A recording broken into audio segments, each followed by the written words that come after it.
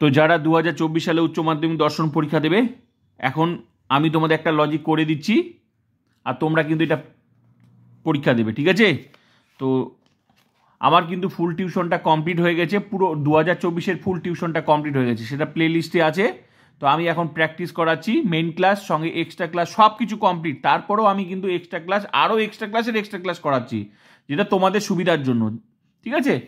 তো এই লজিকটা আমি করে দিচ্ছি, সঙ্গে তোমরা কিন্তু এই লজিকটা করে দেবে, সবাই করে দেবে, ঠিক আছে? যারা পারো এটা তারা করে দেবে, আর যারা পারো না তারা এটা করে আমি করে দিচ্ছি, তারপর তোমরা এটা করে দেবে, ঠিক আছে? তো বিষয়ে আরেকটা কথা বলছি, তো যদি নতুন হয়ে থাকো প্লিজ চ্যানেলটা সাবস্ক্রাইব করবে, সঙ্গে বন্ধুদেরকে শেয়ার করবে। কারণ ইউটিউবে এই ফিলোসফি এইচএস উচ্চ মাধ্যমিক দর্শন চ্যানেল এমন একটা চ্যানেল যেখানে পড়লে আর আলাদা কোনো টিউশন নিতে লাগে না। যেমন তোমরা বাড়ির আশেপাশে টিউশন পড়েছ, এই ইউটিউবে একমাত্র চ্যানেল, এই চ্যানেলটাই ফুল টিউশন পাওয়া যায়, full tuition, 8 mark logic, 8 mark note, MCQ, SCQ, suggestion, full টিউশনটা প্লে লিস্টে পেয়ে যাবে। যুক্তি থেকে আরও মূলত 12টা অধ্যায়। তাই পরীক্ষার প্রত্যেকটা প্রশ্নের উত্তর যদি লিখতে হয়, এই টিউশন ছাড়া কোনো গতি নেই। ফ্রি টিউশন তো পড়েছো, এই টিউশনে পড়ে দেখো, আমি 100% গ্যারেন্টি দিয়ে বললাম তোমার পরীক্ষার প্রত্যেকটা প্রশ্নের সঠিক উত্তর করে আসবে। লজিক 100% নিশ্চিত, লজিক তুমি জীবনে ভুলবে না। যেমন শিখিয়ে দিচ্ছি, এগুলো সব কমপ্লিট হয়ে গেছে। আমি এখন এক্সট্রা ক্লাস করাচ্ছি। এক্সট্রা ক্লাস হচ্ছে যাদের যেখানে যেন অসুবিধা সেখানে আমি করাচ্ছি, শর্টকাটে এক্সট্রা ক্লাসগুলো করাচ্ছি। তো এই ফুল টিউশনটা তোমরা প্লে লিস্টে পেয়ে যাবে, তোমরা এটা শিখে এটা সঙ্গে পরীক্ষাও দিয়ে দিবে, ঠিক আছে?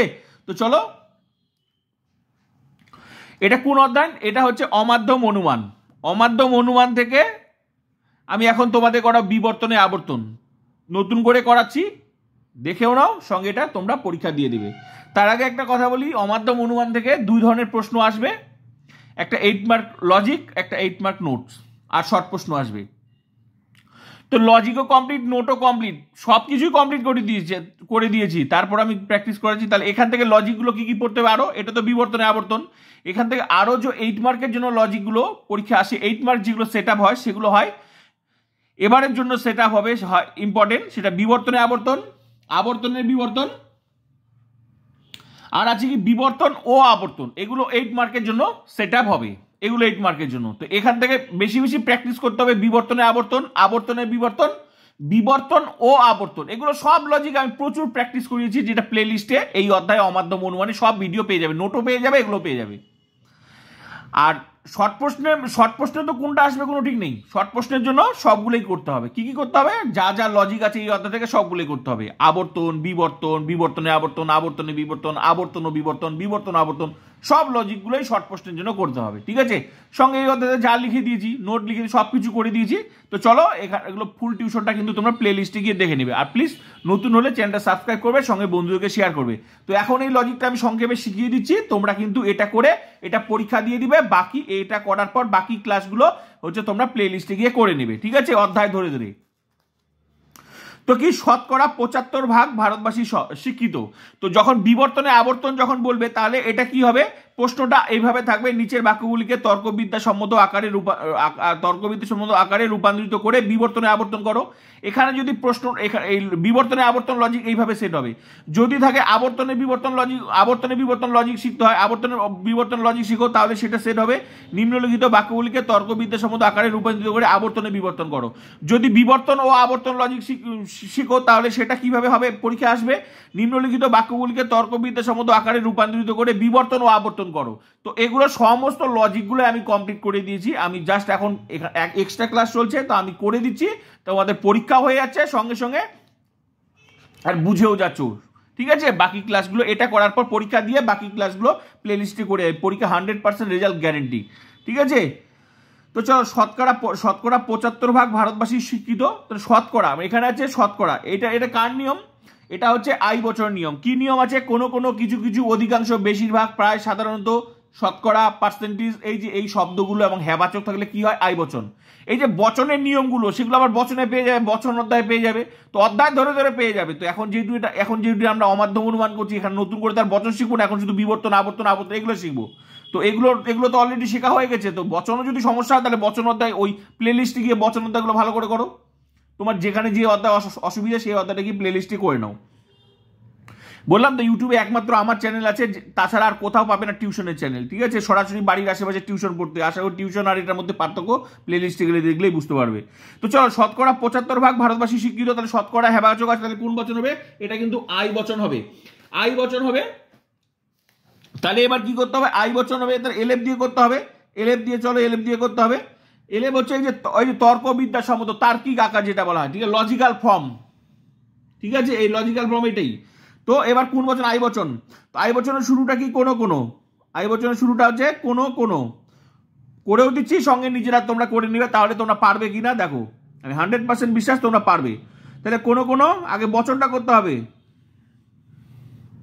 কোনো কোনো ভারতবাসী, এটা উদ্দেশ্যপদ। এটা মনে রাখবে, এটার মধ্যে তোমরা অনেকে ভুল করে যে শতকরা 75%, তোমরা ভাবো কি যে গোটাটাই বোধহয় লিখতে হবে, এই গোটাটাই হচ্ছে নিয়ম, এই শতকরা 75%, এটা গোটাটাই হচ্ছে নিয়ম, আর এই নিয়মটা দেখেই তুমি বুঝে গেলে সেটা আই বচন, তাই এটার কোনো ভ্যালু নেই। নিয়মটা দেখে যেহেতু তুমি ধরলে আই বচন, এই নিয়মটা উঠে যাবে, শুধু পড়ে থাকলো কি উদ্দেশ্য আর বিধ, ঠিক আছে, এটা দেখে তখন বচনটা করতে হবে। তাহলে কি কোনো কোনো উদ্দেশ্যপদ কি? কোনো কোনো ভারতবাসী।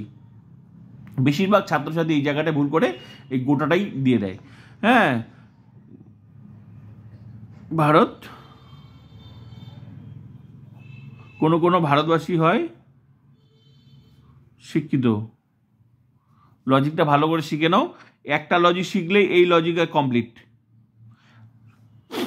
হ্যাঁ, কোন বচন? আই বচন। ব্র্যাকেটে লিখবে মূল বচন, মূল বচন, ব্র্যাকেটে লিখে দিলাম মূল বচন, যেটা মেইন বচন হলো এটা মূল বচন। এবার লজিকটা কি বলছে? বচনটা হয়ে গেল, প্রথমে কি বলছে? বিবর্তনে আবর্তন, মানে বিবর্তনে আবর্তন লজিকটা কি? প্রথম এই বচনটা যে হলো না, এই বচনটার আমি বিবর্তন করবো, এই বচনটার বিবর্তন, ওই যে বিবর্তনে আবর্তন, এই যে বচনটা করে, এই যে বচন বাক্যগুলিকে তর্কবিদ্যা সম্মত আকারে রূপান্তরিত করে, 8 মার্কের জন্য আসবে, কিন্তু এরকম 4টা আসবে, একটা করে দিচ্ছি, একটা তোমরা করবে, আর বাকি 4টা তো প্রচুর প্র্যাকটিস করে, যেহেতু এখন প্র্যাকটিস করাচ্ছি, প্র্যাকটিস প্রচুর করিয়েছি, সেটা প্লে লিস্টে গিয়ে দেখে নিবে, ঠিক আছে? তো একটা লজিক শিখলে আশা করি সবগুলি পারবে। তো বচন হয়ে গেল, বচন হওয়ার পর কি করতে হবে? এই লাইনটাকে, এই বচনটাকে বিবর্তন করতে হবে, যেহেতু প্রথমে যে বিবর্তনে আবর্তন, তাহলে প্রথমে বিবর্তন করতে হবে এই বচনটা। এটা কোন বচন হলো? আই বচন। বিবর্তনের নিয়ম কি? যে এ বচনের বিবর্তন ই হয়, ই বচনের বিবর্তন এ হয়, আই বচনের বিবর্তন ও হয়, ও বচনের বিবর্তন আই হয়। এটা বলে দিলাম, এগুলো সব লিখে দিয়েছি, কিন্তু এগুলো এখন আর নতুন করে লেখা না, এখন তো প্র্যাকটিস চলছে, এখন এক্সট্রা ক্লাস চলছে, এগুলো সব লিখে দিয়েছি, আলাদা আলাদা করে প্রত্যেকটা অধ্যায় ধরে প্রত্যেকটা আলাদা লজিক করানো আছে প্লে লিস্টে, ঠিক আছে? এখন যেহেতু প্র্যাকটিস করাচ্ছি, এগুলো লেখার কিছু নাই, এখন আমি বলে দিচ্ছি। তো লেখাগুলো দেখতে হলে তোমরা প্লে লিস্টে গিয়ে ক্লাসগুলো করে নেবে, সব লেখা আছে। তাহলে আই বচন হলো, এবার বিবর্তন করব। তো আই বচনের বিবর্তন কি? ও বচন, তার মানে এই লাইনটা ও বচনে করব, এই লাইনটা কি করব? ও বচনে। তো চলো ও বচন করি, আর ও বচন এবার বিবর্তন করব। তো ও বচনের শুরুটা কি? ওটাও কোনো কোনো। ও বচনের শুরুটা হচ্ছে কোনো কোনো, কোনো কোনো, কোনো কোনো। এবার করবো বিবর্তনের নিয়ম। বিবর্তনের নিয়ম কি? যে উদ্দেশ্যপদ উদ্দেশ্যপদী থাকবে, বিবর্তনের 4টা নিয়ম বলছিলাম, উদ্দেশ্যপদ উদ্দেশ্যপদী থাকবে, তাহলে ভারতবাসী ভারতবাসী থাকলো, ভারতবাসী, হ্যাঁ, উদ্দেশ্যপদ উদ্দেশ্যপদী থাকবে। 2 নম্বর নিয়ম কি? বিবর্তনীয় বচনের উদ্দেশ্য, 1 নম্বর নিয়ম ছিল বিবর্তনীয় বচনের উদ্দেশ্যপদ, বিবর্তিত বচনের উদ্দেশ্যপদ হলো। 2 নম্বর নিয়ম কি? গুণের পরিবর্তন হবে, হয় আছে, তাহলে এখানে কি হবে? 9 হবে। 3 নম্বর নিয়ম কি? 3 নম্বর নিয়ম হচ্ছে, না, 1 নাম্বার নিয়ম ছিল যে বিবর্তনীয় বচনের উদ্দেশ্যপদ, বিবর্তিত বচনের উদ্দেশ্যপদ হবে। 2 নাম্বার নিয়ম কি ছিল? যে বিবর্তনীয় বচনের বিধপদে বিরুদ্ধপদ, বিবর্তিত বচন হবে, গুণের পরিবর্তন হবে। তো গুণ, যেহেতু গুণটা আগে আসে, তো গুণটা হয়ে গেল। হ্যাঁ, তো এবার এই যে বিধপদ, বিধপদের বিরুদ্ধপদ, শিক্ষিত, শিক্ষিত বিরুদ্ধপদ কি হবে? শিক্ষিত বিরুদ্ধপদ হচ্ছে অযুক্ত করে দিলেই অশিক্ষিত হয়ে গেল, তাহলে অশিক্ষিত, মানে বিধপদটা আছে যা, অযুক্ত করে দিলে হয়ে গেল বিরুদ্ধপদ, অশিক্ষিত, অশিক্ষিত। এটা কোন বচন? এটা ও বচন। ব্র্যাকেটে লিখে দিব কি? ব্র্যাকেটে লিখে দিব বিবর্তিত, বিবর্তিত। এই বিবর্তিত মানে বিবর্তন, বিবর্তিত মানে বিবর্তন হয়ে গেল। তাহলে মনে রাখবে বিবর্তনের মূল নিয়ম কি? বিবর্তনের নিয়ম হচ্ছে এ বচন হলে এর পরের লাইনটা ই বচন করব, ই বচন হলে এর পরের লাইনটা এ বচন করব, আই বচন হলে এর পরের লাইনটা ও বচন করব, আর ও বচন হলে এর পরের লাইনটা কি করব? আই বচন করব। তো হয়ে গেল। তারপরে লাইন, তারপরে কি নিয়ম, তারপরে হচ্ছে বিবর্তন হয়ে গেল এই নিয়মে। তারপরে কি বিবর্তন, এই যে বিবর্তনে যে এই যে বচনটা আছে, যে সামনের বচনটা বিবর্তনীয় বচন, ওইটার উদ্দেশ্যপদটা উদ্দেশ্যপদই রাখবো। বিবর্তন করার সময় উদ্দেশ্যপদই রাখবো। কি করব, গুণটা চেঞ্জ করবো, নয় থাকলে হয় হবে, হয় থাকলে নয় হবে, এখানে চেঞ্জ করলাম। তারপর কি করবো, যে বিবর্তনীয় বচন মানে যে বিধ পদ আছে না, এর বিরুদ্ধ পদ করে দিব এখানে, ব্যাস, তাহলে বিবর্তন কমপ্লিট। তো শিক্ষিত ছিল, তার বিরুদ্ধ পদ, এই জায়গাটা শুধু কি করতে হবে, বিবর্তন করার সময় মনে রাখতে হবে সামনেরটা যা বচনটা যা থাকবে সেটার উদ্দেশ্যপদ রাখবে, গুণটা চেঞ্জ করবে, আর এটা যা থাকবে তার বিরুদ্ধ পদ করে দাও, ব্যাস। শিক্ষিত আছে অশিক্ষিত অযুক্ত করে দাও, তাহলে একটু হাইপেন দিয়ে অশিক্ষিত করে দাও, ব্যাস, বিরুদ্ধ পদ হয়ে গেল। তাহলে তোমার বিবর্তন করে মানে বিবর্তন হয়ে গেল, ব্যাস, বিবর্তন হয়ে গেল। তো এই যে বিবর্তন হয়ে গেল, তো কি বলছে, নিম্নলিখিত বাক্যগুলিকে তর্কবিদ্যাসম্মত আকারে রূপান্তরিত করে বিবর্তন হয়ে গেল। এবার কি বলছে, এই বিবর্তনটার আবর্তন বলেছে না, যে বিবর্তনের আবর্তন, তার মানে এই লাইনটার আবর্তন, মানে এই লাইনটার আবর্তন। তো এটা কোন বচন হলো, ও বচন, আর ও বচনের আবর্তন কি সম্ভব নয়। আমরা জানি এ বচনের আবর্তন কি, আই, ই এর কি ই, আই এর কি আই, ও এর কি সম্ভব নয়। তাহলে এটা যেহেতু ও বচন হলো, তো এর পরের লাইনটা যেহেতু আবর্তন করবো, তাহলে এখানে সরাসরি আমরা লিখে দেবো ও বচনের আবর্তন সম্ভব নয়। এখানে আমরা লিখে দিব ও বচনের আবর্তন সম্ভব নয়। ও বচনের আবর্তন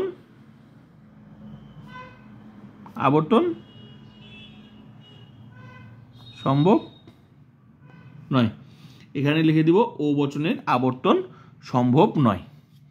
এইটাই হচ্ছে, এই যে লাইনটা হলো না, এই লাইনটাই হচ্ছে তোমার বিবর্তনের, এটাকেই বলা হচ্ছে বিবর্তনের এই যে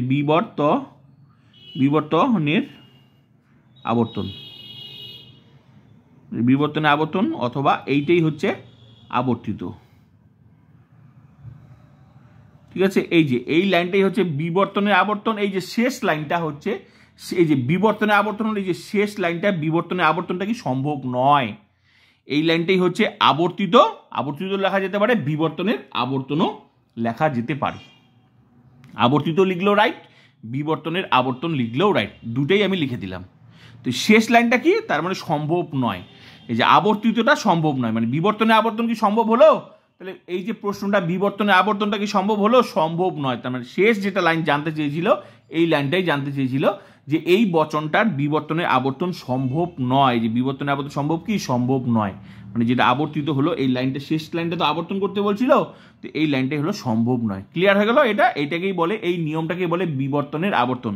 তো এবার তোমরা হচ্ছে এখানে করবে, ভাববাদী দার্শনিক আছে, এটা তোমরা সবাই করে দেখাবে, ঠিক আছে? আর প্লিজ বাকি ফুল টিউশনটা তোমরা করতে থাকো, আমি এক্সট্রা ক্লাস করাচ্ছি তোমাদের, যেখানে অসুবিধা। ফুল টিউশন কিন্তু কমপ্লিট হয়ে গেছে, এগুলো আমি এক্সট্রা ক্লাস করাচ্ছি, ফুল টিউশন কমপ্লিট, প্রচুর ক্লাস করিয়েছি, এগুলো জাস্ট তোমাদের প্র্যাকটিসের জন্য করাচ্ছি, সঙ্গে তোমরা একটা করে পরীক্ষা দিয়ে দিবে, তাহলে পরীক্ষা হয়ে গেল, নতুন করে শেখা হয়ে গেল। আর বাকি ক্লাসগুলো প্লে লিস্টে গিয়ে দেবেন, প্লিজ শেয়ার করবে যাদের টিউশন দরকার।